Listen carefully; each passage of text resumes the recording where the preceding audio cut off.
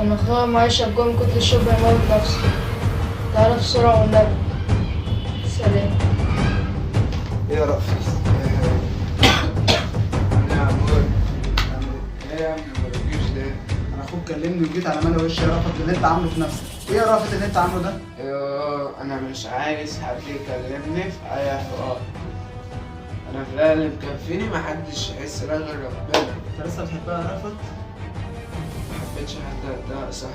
طب انساها يا رأفت، خلاص هي نصيبها مش ليك. مش عارف يا كفايه شرب يا اخي. مش عارف يا جدع. في ايه يا عم؟ اللي خلقها ما خلقش غيرها. هتموت نفسك وهي عايشه حياتها. مش عايزك تتكلم في الحوار ده كتير.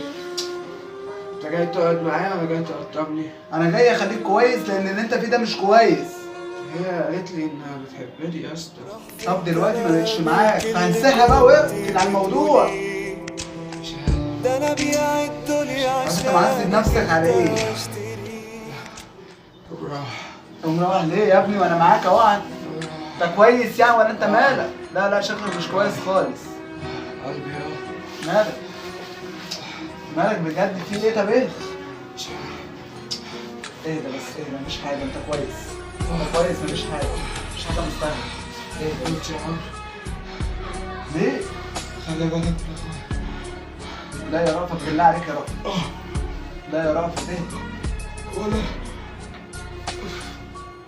لا يا رأفت. يا رأفت ما تسيبنيش يا صاحبي.